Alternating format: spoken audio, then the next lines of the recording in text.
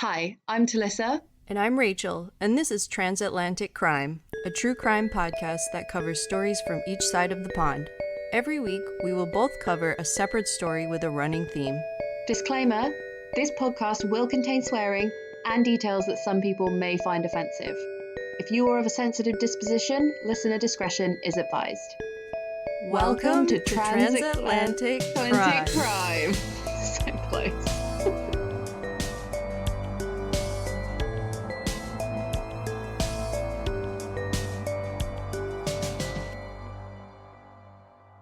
Hi. Why's your day so busy? Oh, I thought you finished your goddamn documentary. It's boring stuff. I have like 2 different maintenance guys coming to my apartment to do things. I have to like go to the post office. Oh, the damn post office. The damn post office. I have a Zoom meeting with work. You know, just stuff like that. Life admin. Life admin, yes. Yeah. I went to the post office today and it was fucking shut and I could have burnt it down. Why was it I was closed? like, how? On a Monday? I don't know. It never closed. There was no sign that said, sorry, we're closed today. It just said closed on the door and I literally was like, motherfucker, like so loud in the car park. Like I've told you about my eBay escapades, haven't I? Yeah. Selling stuff on eBay. Where I'm just like, just selling like old clothes that I would basically never wear again. I would just give to a charity shop. But people on eBay love it. I've made £100 this month off eBay. Wow, nice. Honestly, just if you're going to take your old crap to a charity shop, don't. Sell it on eBay. You might sell it to a contestant on Love Island. Isn't that like a thing? Maybe. My friend and I are really into Love Island this year. And she told me that it was part of the rule in England for the Love Island contestants to only get stuff off eBay because it's something to do with like fast fashion or like Love Island trying to be like righteous or whatever. They got into a lot of trouble because I think they were sponsored by a company called Misguided, who are like really famous for paying people like way under minimum wage and stuff, even though the stuff is like made in England.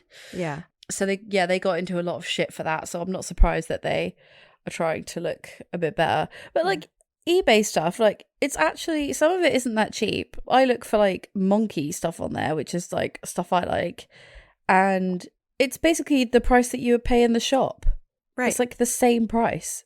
And I'm like, dude, as soon as it leaves the shop, it loses half its value. Yeah. Like I'm selling stuff on there for like £2.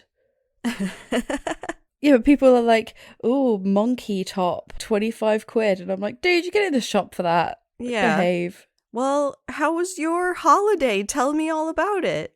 Oh my God, it was so relaxing. I napped every day for an hour. Amazing. I had a nap every afternoon. And then today it got to like nap time. And I was like, got work. I was like, fuck, this is like such a like horrible smash back into reality. Yeah, it sucks, doesn't it? It's fucking awful. And I also like made friends with a stray cat called Colin. Colin? I called him Colin, yeah. Aww. I thought it was a girl, and then Carly was like, that cat's got huge bollocks. And I was like, all right. Came up to us, and like, because obviously it's a stray, they're quite meek, and then it looked at me as if it wanted to jump on my lap, and I was like, pulled the chair out, I was like, jump on the chair, and then it climbed onto my lap and sat on me for like 20 minutes, and I just felt so chosen. Oh, it was lovely. That's nice when an animal chooses you.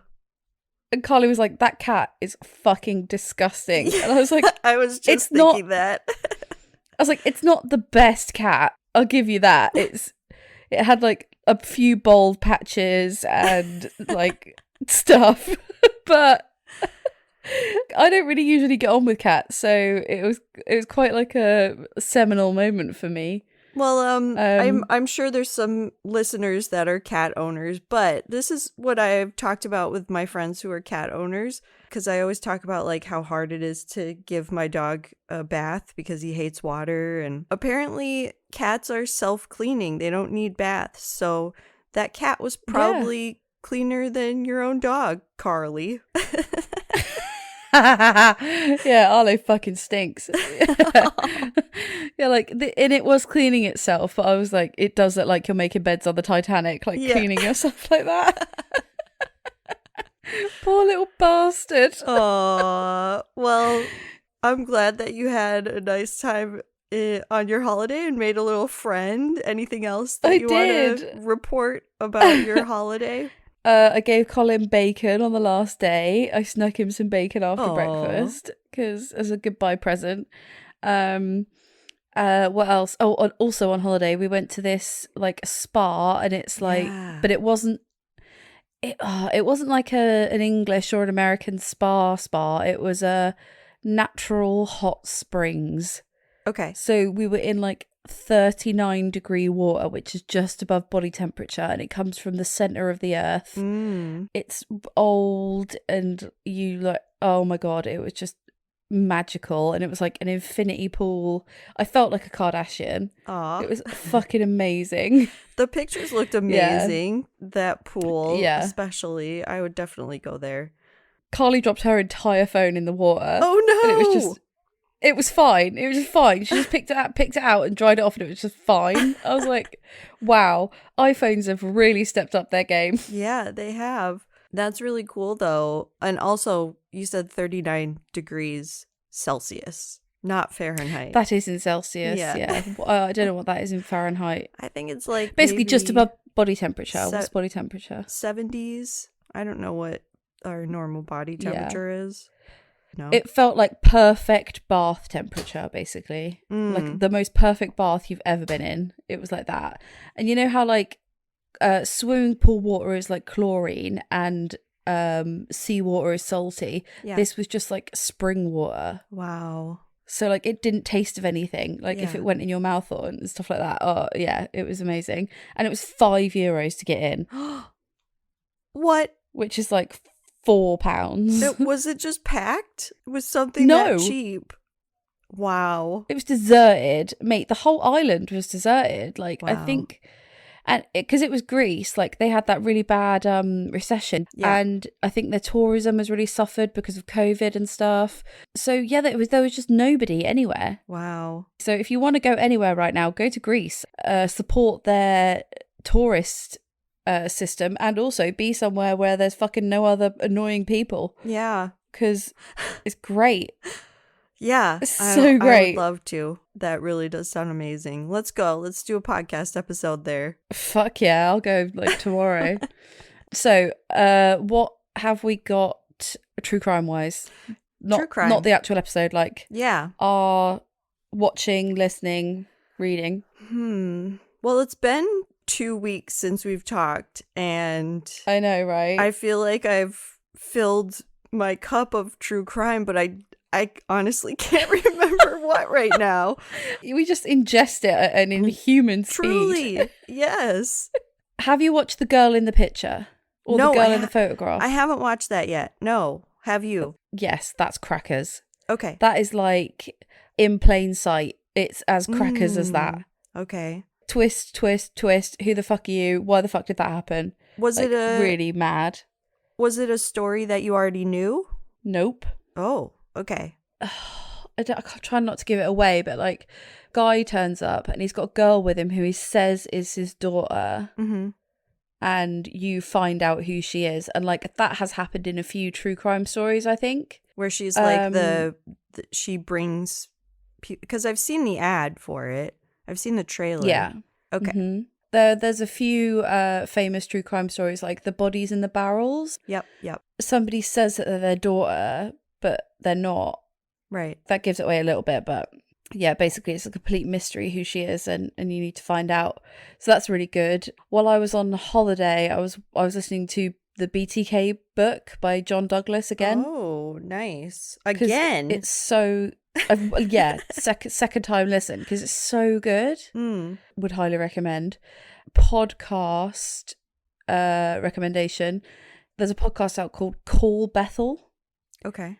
And it is about the Jehovah's Witnesses and how they basically have a list of paedophiles, because they don't want anybody to report anything to the police. Right. They want to deal with it inside the church. Right. Very much like the Catholic Church. Like they say, come to us, tell us what the most religious organizations.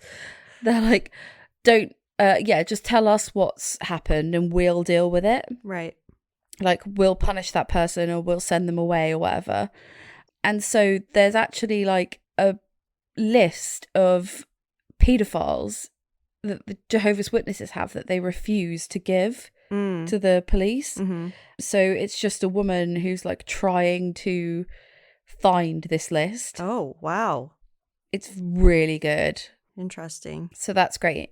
And the Jehovah's Witnesses, like, they aren't just in England, they're everywhere. Yeah. They're in Australia, America, England. So this is like a worldwide problem. Did the Jehovah's Witness in England, did they go door to door like they do here? Yep. Yeah. Okay. Yeah, I think that's like a rule or something. If you're a Jehovah's Witness, don't you have to do that? Yeah, like evangelical religion. Right. But I think, isn't that one of the, like, I could be wrong and like correct me if I am, but isn't Jehovah's Witnesses one of those religions where at the end of the world there'll only be a certain amount of people allowed? I believe or is that so. the Mormons? No, that's Jehovah's Witnesses is right as well. So if anything, you would think, don't invite more people. We've only got a limited space at the table. Wouldn't you? There's no room here. I'd be like, I'm not pushing. I don't want my space taken up by like Kathy from down the road. Yeah, I don't know. That's true, actually. And it's something ridiculous as well, like 2,800. It's not even like a big number. I don't know about that. I don't know. But I could be talking absolute shit. Well, if anyone's listening that is a Jehovah's Witness, then tell us. They will not be listening to this if they're a Jehovah's Witness. If they're an ex-Jehovah's Witness, they might. You know who was raised as a Jehovah's Witness? No. This is always think of that actor and rapper. Rapper? That's not very Jehovah's Witnessy. I know, right? Childish Gambino, Donald Glover. Really? Yeah. Wow. Yeah, so he kind of talks Good thing about... he got out of that, because... Right, I know. He's got a fucking great life now. I know. He talks about how, like, he wasn't supposed to celebrate birthdays or Christmas or anything like that when he was a kid. Which is horrible, because kids at school, like, invite each other to birthday parties and stuff. Yeah. And at Christmas, you all make Christmas cards. And at Thanksgiving, you all make, like, and Halloween, like, at school, they're obviously scratching about for things for you to do so that you don't fucking wreck the joint. Right. So they're like, shit, what can we make? Like, Easter card. Just make a fucking Easter card. Yeah. Like, what is it? Labor Day? Let's make a Labor Day card.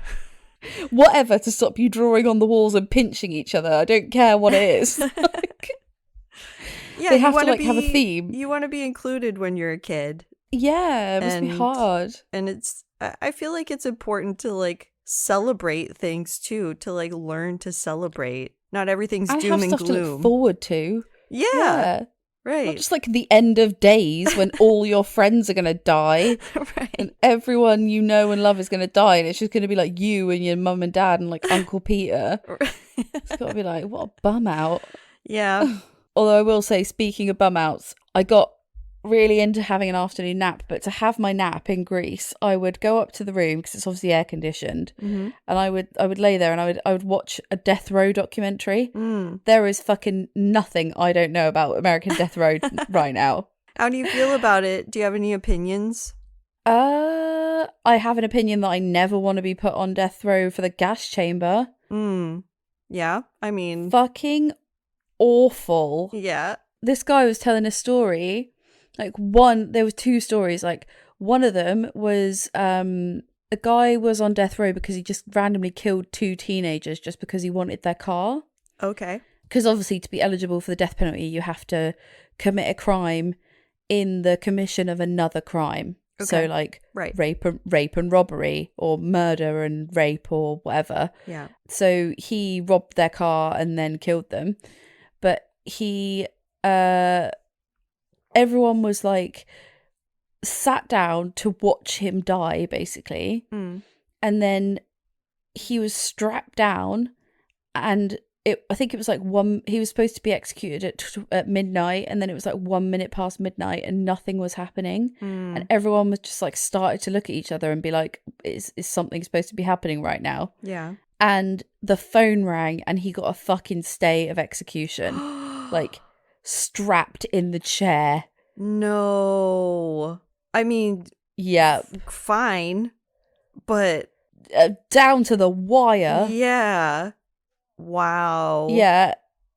And then, so the family of like the murdered boys were basically like, shit, we've come all this way. Like we were prepared to watch you die and now it's not going to happen. So they basically went back to like their hotel room or whatever. And then this was like midnight. And then at 6 a.m, they got a call to say, no, it's definitely going to happen now. What changed in 6 hours and the many probably years that led up to that? That's so right? The emotional turmoil you would be going through and your body would be going through. Oh my God. Everyone involved. And his. Yeah. Everyone. Right. The guards. Oh God. Then he eventually did die, but it takes like 20 minutes. Wow. Oh, yeah. Well, I mean, we do have an episode where we talk about the death penalty, and I think I talk about the different methods of death penalty practices in America. So I think the gas chamber was included in that, and that is one of the worst ones. Also, like, Carly was going, why did he choose the gas chamber? I don't know if there was no other option. Yeah. Because I think it was San Quentin. But it might have just been at a time when there wasn't any chemicals available or whatever for the lethal injection. But fuck me, it's the worst way. Right. By a long chalk. And then there was another one. For this guy, they didn't put a mask over his face. But for then the next guy, they said they put a leather mask over his face that had a hole for his nose. But his eyes were showing, but only like pinpricks in the mouth. What? Yeah, it was really weird because obviously they don't execute people very often. Right. So they just didn't have much lying around. Yeah, they're just not in like the practice of doing it. So someone was like, you're going to have to put a mask on him because, I don't know, he might be sick or it might be gross or I don't know. So they put this fucking mask on him and apparently he was just screaming the whole time, I'm human. Wow. Before they killed him. And I was just like, what? What a hideous affair for everyone involved. For whatever they do, it's usually like, well, you committed a heinous crime. But at the same time, it's like with the death penalty, when it actually happens, there's so much time beforehand for everyone to prepare. So for someone to be like, oh, we never do this, so we don't know what we're doing. It's like, I know. You have so much time to actually like get a proper mask or make sure the gas chamber's working or there's so much time. Make it soundproof for fuck's sake. Yeah. Like, oh God. It worries me that it's not soundproof, but it is airproof. I don't like that. Yeah. I was watching the most depressing fucking documentaries on earth like last week. I just got down a hole. You know when you just get down a hole? Yeah. You just can't stop yourself. Yes. Yeah. Well, speaking of holes that I went down for this episode. Good link. Good segue. I did go down a lot of holes because our theme this week is weird laws and the stories behind them. Mm-hmm. And there are so many weird laws in America. Yeah, I bet, you weirdos. And it was really, there were so many interesting ones that it was like, what the hell is the story behind that? I'm going to give you some examples. Okay. One of them that just stuck out to me was in Florida. There's a lot, obviously, weird laws in Florida. It's got to pop up. You can't have sex with a porcupine. Particularly. Anything else? Specifically, a porcupine. I mean, I wouldn't anyway. Who would? That's what you think. Why is there a law? Why is there a law? Just to save you from yourself. Yeah. Another one is in Minnesota, women impersonating Santa Claus can face up to 30 days in prison. Why? What happened there? Yeah, I mean, robbed a bank. That's all I can think. Yeah, you committed fraud maybe as Santa Claus and you're a woman? What's your fucking deal? A whole bunch of other ones, like you can't. This one made me laugh. What? It's illegal in New York to throw a ball at someone's head for fun. You have to prove it's for fun, though. Exactly. Like, basically, right, I'm a lawyer. I'm your lawyer. I'm defending you. Yeah. You saw a bee. There was a bee on their head. You had to get the bee off. Done.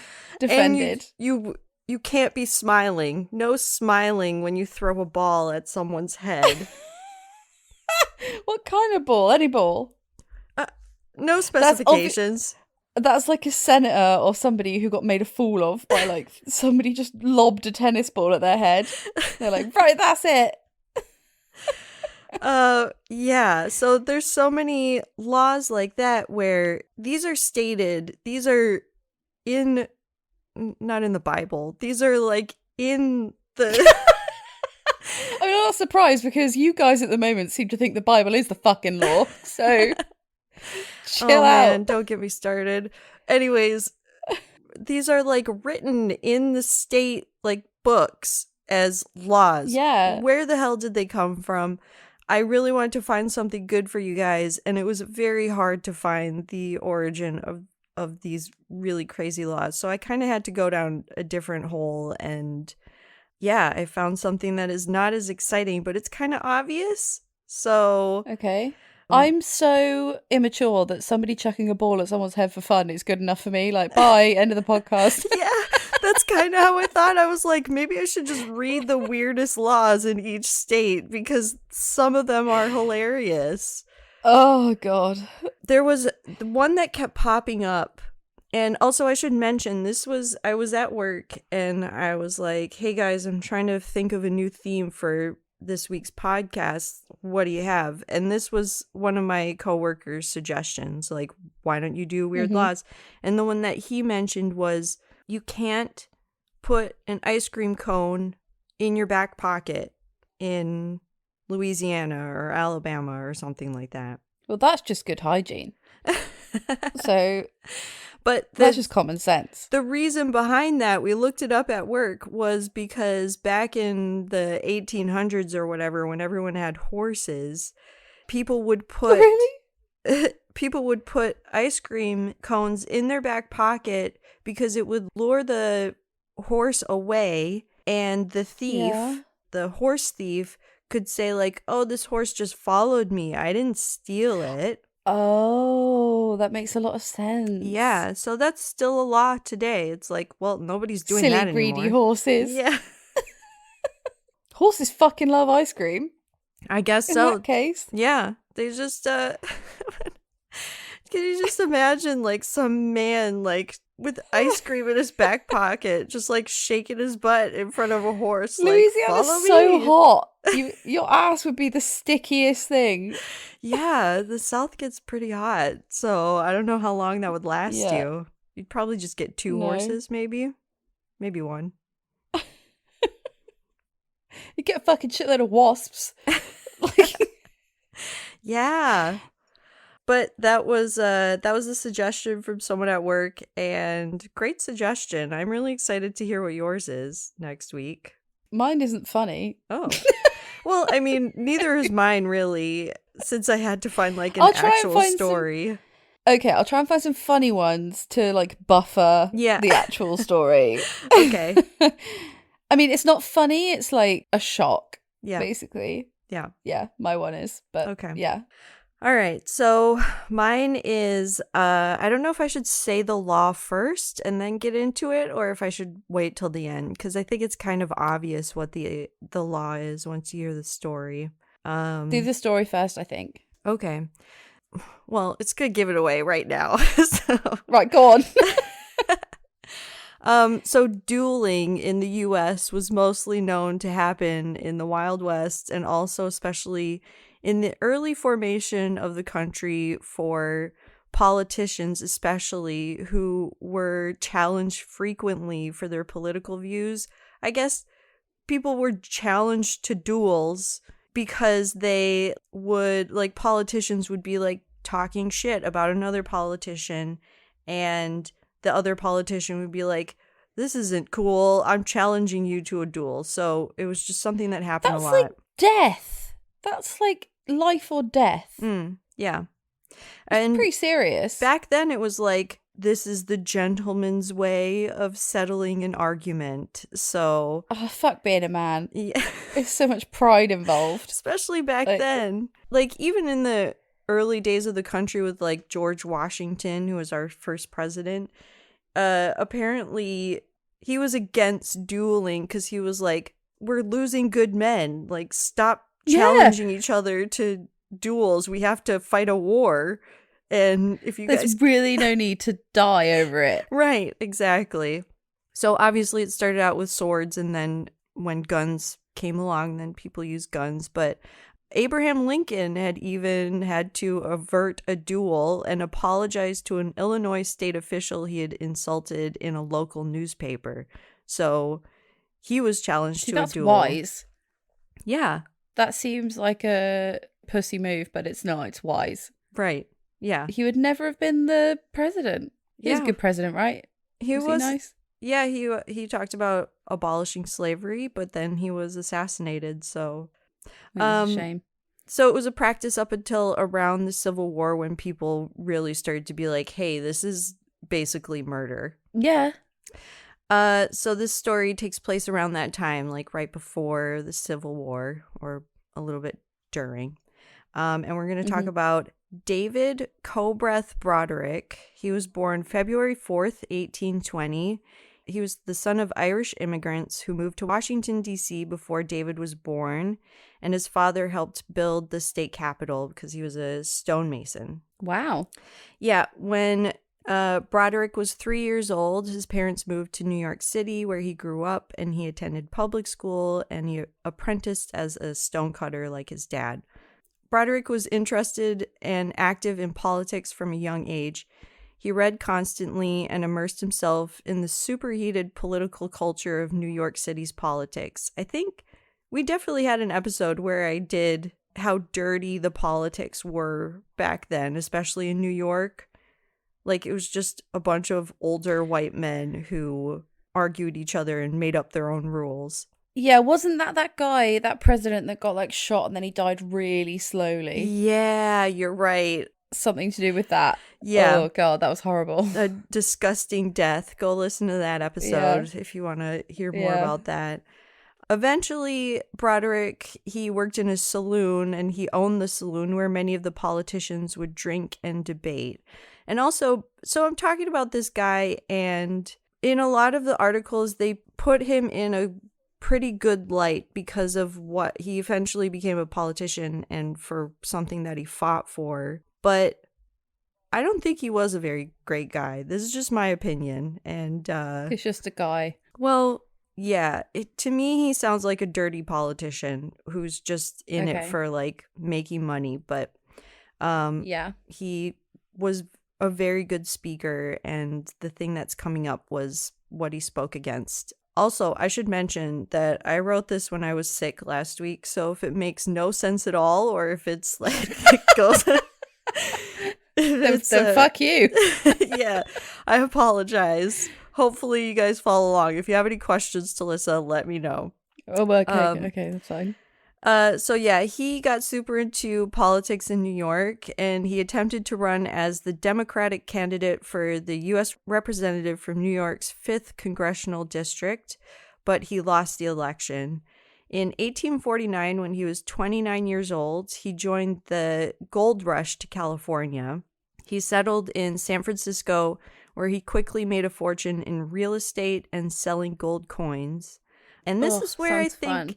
Yeah, this is where I think he was maybe a little sketchy. So he minted gold coins that contained less gold than their face value. and he would keep the difference. So didn't you fuck her? Yeah, he minted like $10 coins, but there was only $8 worth of gold in the coin. Oh, that's dirty. It is a little dirty. He used the profits to finance his political aspirations. Okay, so he was soon elected a member of the California State Senate, and he was the acting lieutenant governor between 1850 and 1852, where, again, he was a little sketchy. According to his biographer, when he was trying to hire someone or like getting someone in office, like the new like sheriff in town, he would say to them, "Keep half of the money and give me the other half, which I require to keep up our organization in the state." And then he would say, like, "If you don't do this, and without like men like you on my side coming in and making us keep half the money, then we won't win like our positions. We won't keep them. And our opponents will conquer unless I have money enough to pay the men whom I may find necessary." So he was kind of creating like a little mob aspect and keeping his men. Plus, it's like if you're willing to take half the money, you can have the job. Yeah, exactly. Rather than the best man for the job. Yeah. That made him popular with the other men, so he kept getting nominated for things, and it just kept him in office for a while. Mm-hmm. And he became even more rich by placing this system in San Francisco. This is why, like, a lot of the historic stuff I was reading was like, oh, he was a great man, but I kept reading stuff like this, and it was like, well, clearly he was a dirty politician. But then I thought, like, was everyone at that time? Meh, I mean, like, he's still a bloke. He's still like a white guy in the 1800s. He's going to be a bit cunty. That's what I mean. Like, was he just trying to, like, beat the system and do good things with all of his dirty money? No, he seems like a cheat. He's cheating his way into how he wants stuff to be. But if everyone was cheating the system, then he was being smart, I guess, and cheating it as well in his own way. I suppose. I'm reading this book at the moment, and it's called A Time Traveller's Guide to Medieval England. I like that. It's so good. Is it? It like basically tells you like what you would wear, like how much stuff costs. Love that. Yeah, it's really, really fun. So people brew ale, and there's a pub in Andover, like my hometown, called the Angel. Yeah. And apparently, like, the woman who was the landlady of that pub, like, in the fucking 1400s or something, she got fined because she was selling beer for, like, 2 shillings when it should have been 1.5. Oh. The price of ale and the price of bread was really controlled. Yeah. If somebody tried to screw you over, you could like go to the town like mayor or go to the guild hall or whatever and say like, this person has screwed me over. She just got fined. Yeah. But other people got put in the stocks and they got all their shitty wine poured over them. Or they got all their shitty ale poured over them, like just to humiliate them in front of the whole town. Oh, that's kind of hilarious. That's some medieval shit, right? It really is. You couldn't have that. Wouldn't happen these days.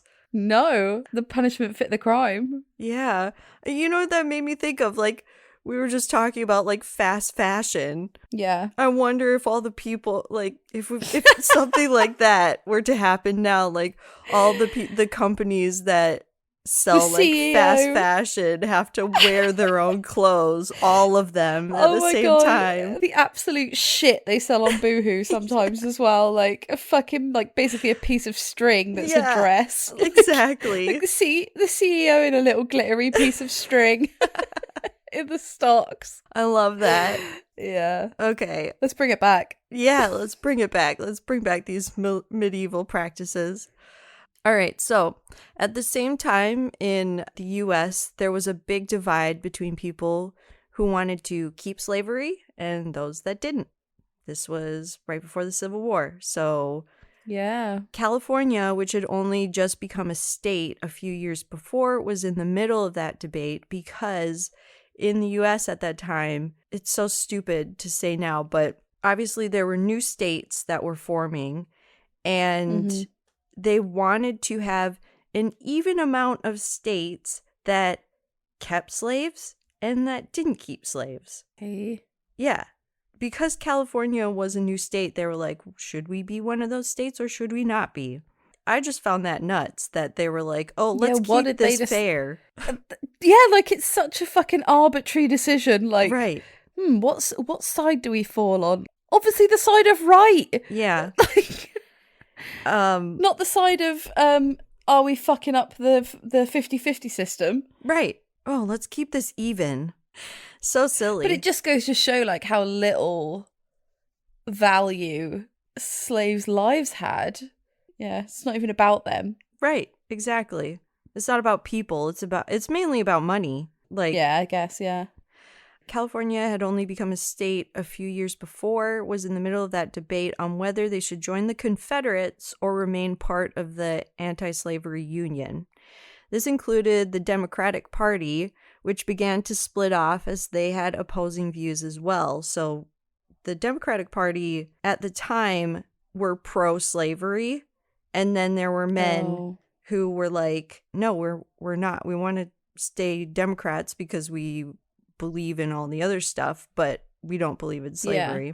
So they began to split off on their opposing views, and Broderick, he was one of the leaders of the Free Soilers in California, which was a coalition party that opposed the expansion of slavery into the Western territories of the U.S.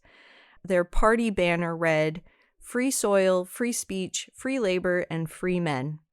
This is why he's considered a lot in like the history books or whatever to be a good man, because he was one of the leaders of the party that was like anti-slavery. Yeah, exactly. And he was good at speeches. So his speeches were very like passionate, really impacted a lot of people.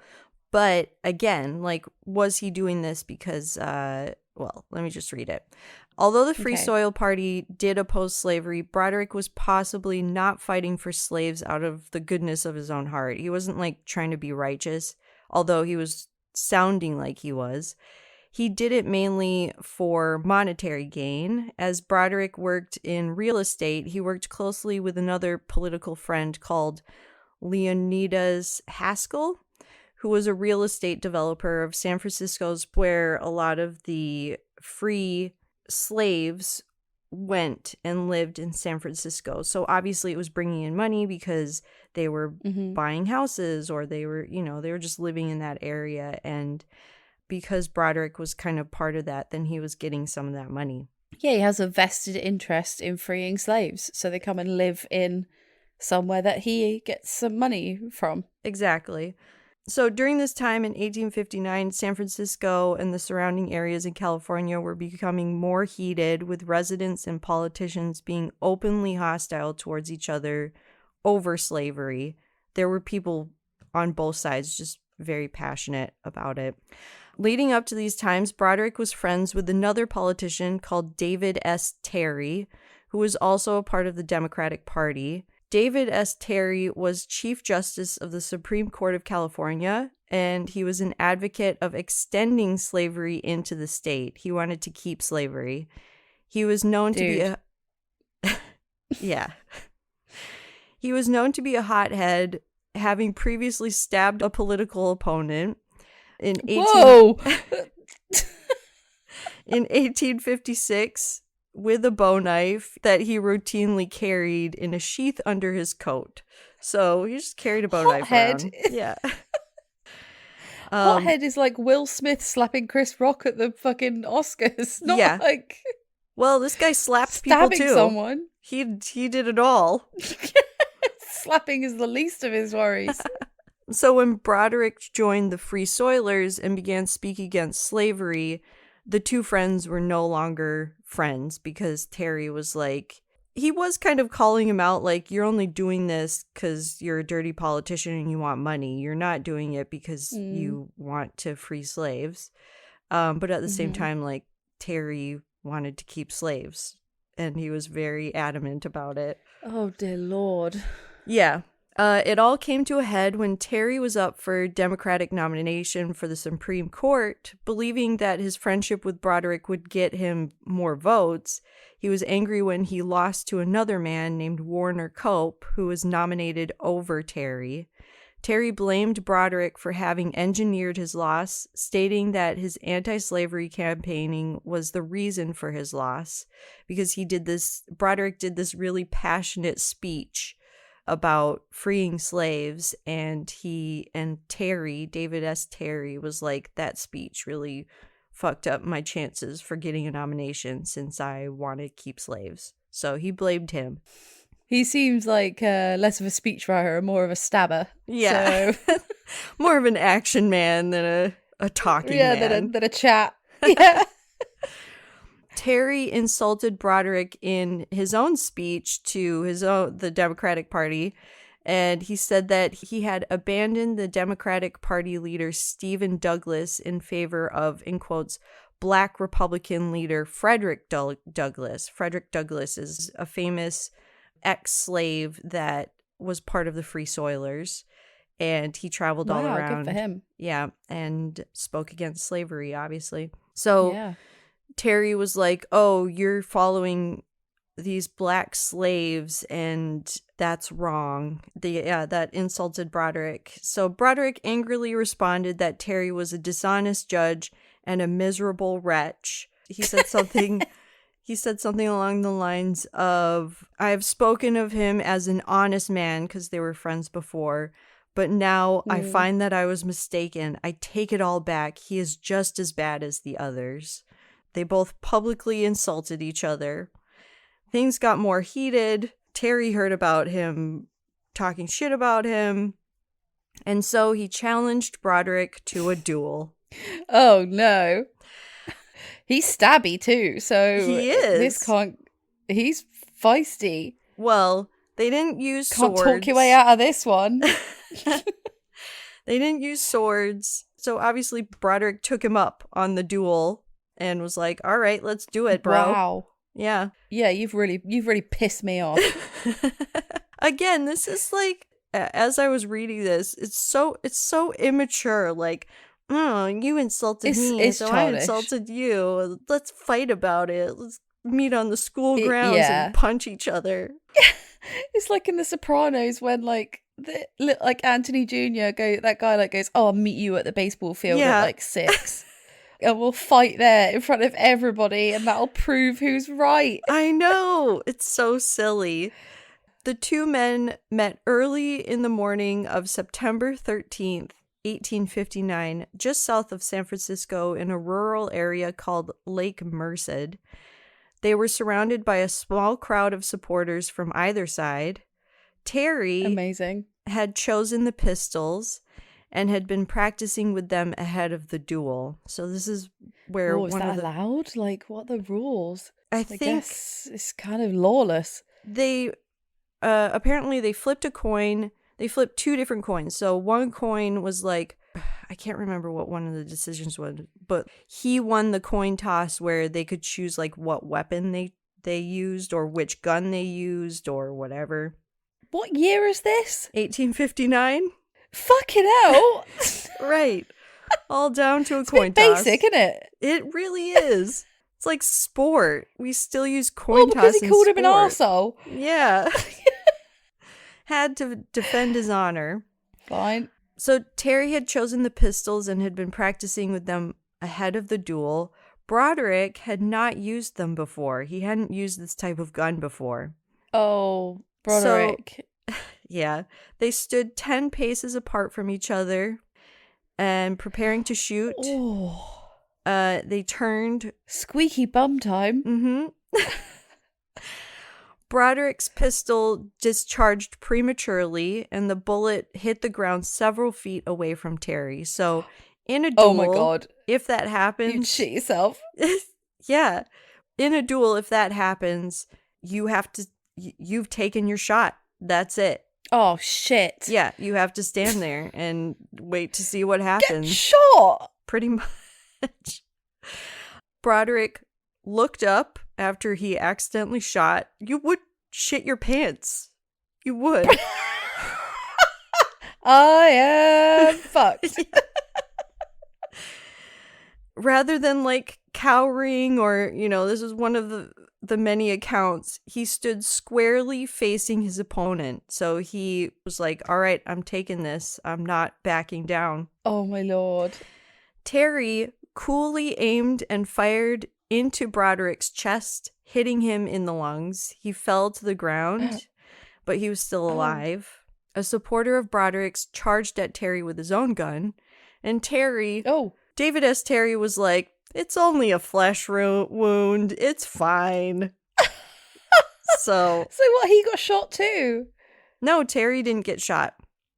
He shot Broderick squarely in the chest and clearly hit his mark. They were both good marksmen. And there's like a rumor that said like, oh, Terry chose this gun because he knew that Broderick didn't know how to use it, or it might have been like a dirty gun that was because it discharged early, that it was something was wrong with it. So, God.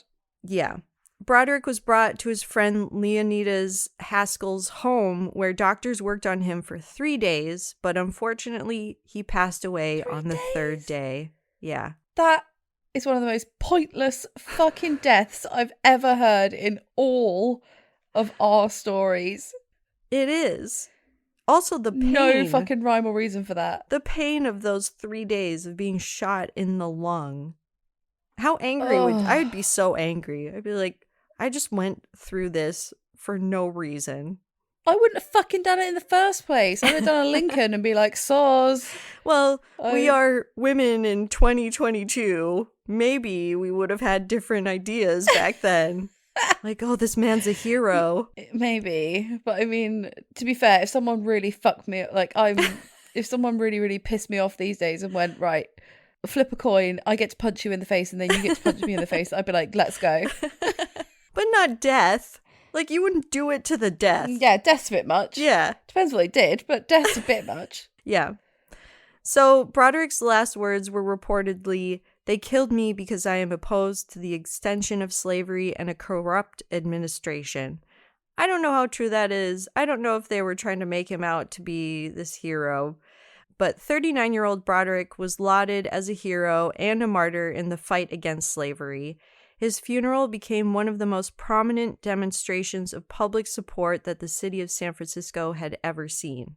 Okay, I guess something good came of it. Yeah. But what a waste of his life, like 39. Right. That's people our age. Can you imagine someone our age being in a duel, fighting against something very political and being in a duel? I can't at all. They organised it themselves. They organised a time, a place, a gun, a coin to flip, a little crowd. Yep. People went and watched. It's insane. Yeah. Some considered Terry's action in the duel as murder, and he was subsequently arrested in his home a few days later. Detective H.H. Ellis said of Terry's arrest, he said, okay, so this was his exact quote. "When we arrived within about 100 feet of the house, a window was thrown open and 3 men and Terry leveled shotguns at us and told us to halt. Oh, fuck off, Terry. We did so, and we announced that we were officers with a warrant for Terry. Eventually, Terry agreed to turn himself in for trial, where he was acquitted of the crime, and he went on to serve in the Confederacy. So he left California, and he served in the Confederacy during the Civil War. In 1889, Terry, so 30 years after this incident, he was still his same old self over that time. He threatened the life of another politician, Supreme Court Justice Stephen Field, while having breakfast on a train. Terry had slapped the judge in the face, and the judge's bodyguard thought that Terry was reaching for his bow knife that he carried around everywhere. And so he shot Terry point blank right then and there outside the train, and Terry died. So he died doing what he loved. Starting shit. Being a dick. Yeah. And there's a crazy story of what led up to that too, because David Terry married this sketchy woman who forged sketchy woman. She forged documents, and she was married to like a a millionaire before that, and the millionaire, this old man, died, and she all of a sudden produced papers that were like, oh, here's his will, and it says that I get all of his money, and David Terry defended her, and then they secretly married each other, and so that judge that he slapped was someone who was like trying to stop them from like getting money from that will. So oh my god, that is so Anna Nicole Smith. Read more about David Terry, because he just sounds like this cracked old man that married a 30-year-old woman and they were both like fighting for their own money, and she got pregnant, and she also insulted everyone in the court and tried to like threaten them with a gun, and he was there and he tried to fight with his sword and defend her honor. So yeah, that's a little side note. But anyways, he got shot because the bodyguard thought he was reaching for his bow knife. The events of Broderick's death helped consolidate opinion in California's favor of abolition of slavery, and it was seen as one of the many events that contributed to the spiral towards the Civil War. David Broderick became the only sitting senator to die in a duel. California later passed laws against dueling, which enhanced punishment if the duel resulted in death, including Penal Code Section 227. Every person who fights a duel or who sends or accepts a challenge to fight a duel is punishable by imprisonment of the state prison or in the county jail, not exceeding 1 year. That is just protecting you from yourself. Yeah. Like, that is like wear a motorbike helmet or you go into prison. Right. Like, that's just good sense. Don't start shit. Don't say you're going to be in a duel, and don't challenge someone to a duel. One of my favorite sayings is like, play silly games, win silly prizes. Yeah, that's very appropriate for this story. On June 1st, 1932, the site of the duel was registered as California Registered Historical Landmark. And in 1949, Marker 19 was erected at the beginning of the trail that leads to the site. So you could go visit that today. It's just outside of San Francisco. At the site, we could go visit that. We could. At the site itself, 2 granite obelisks, each one engraved with the name of both men. So one side has Terry, one side has Broderick. Terry doesn't deserve an obelisk. Yeah. It marks the places where they stood 10 yards apart and shot at each other. Yeah, I guess it's quite a good tourist trap.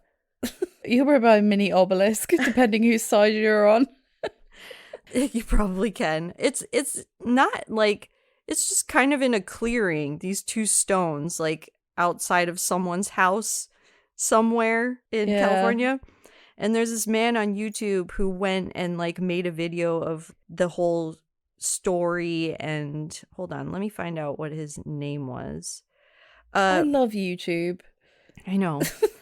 Actually, it's such a free for all. This guy made this video like only a few weeks ago, and it's a channel called Something or Other Tour, and it's just this kind of bro-y guy that goes around to like football stadiums and historical sites and tells the stories of them and shoots it all with like a drone, and it's just him. But anyways, he went. Okay. It does, but he's just kind of bro-y. This one was interesting, but he goes there and he's like, it's interesting how on this side where Broderick's little stone thing is, it's like all green and nice, and he shows it. And then on the side of Terry, it's all like dried up and not very nice. Mother Earth knows that you an evil fuck. Yeah. So yeah, that is the story of how dueling got banned in the state of California. That was brilliant. Thanks, Rach. I love learning about history. Yeah, a little more history than crime this week, but interesting. Somebody still got murdered, so yeah. Well, 2 people got murdered. 2 people and possibly got murdered. And possibly that woman's old millionaire husband. She probably murdered him, so possibly 3. Oh yeah, maybe. I didn't think about that. I should get more into her story. It's she totally knocked him off. Yeah. Apparently after Terry was murdered or shot by the bodyguard, she just went nuts, and then she would wander around just mumbling to herself, and then she was put in an insane asylum for like the last 30 years of her life. So that's what happened to her. God. Yeah. So she didn't get any money anyway. She didn't get much out of the end of that. No. Fuck. That ended badly for her. Yeah. Well, there you go. I guess the point is, if you're for slavery, then you're a cunt. So, I haven't got to say cunt this whole episode, so there we go. Just slip that in. Yeah, exactly. Glad that there's no more slavery, although you did mention the prison system. That is a little form of slavery there, but we won't get into that this week. Defo. Yeah, maybe we can talk about that next week, because I have been watching so many fucking USA prison documentaries, like Death Row, like San Quentin. Like I just got down a really deep hole, so maybe we'll bring that up next week. My story's also pretty historical, so there'll be more history. Amazing. I can't wait. And speaking of documentaries, I was going to mention that the documentary that I worked on finally came out on the week that we kind of took off last week. And if any of our listeners watched it, then let us know what you think of it. I would love to hear any kind of reviews. Yes, I'm going to watch that. I promise you. And then next week I will speak to you about it. Okay, awesome. All right, then. Speak to you soon. All right. Thanks bye. for listening. Thanks for listening. Bye. Bye. Thanks for listening to Transatlantic Crime this week. If you liked what you heard, please rate, review, and subscribe. And if you'd like to follow us on social media, you can find us on Twitter at TransatCrimePod, Instagram at Transatlantic Crime, and on Facebook with Transatlantic Crime Podcast. Thanks, bye.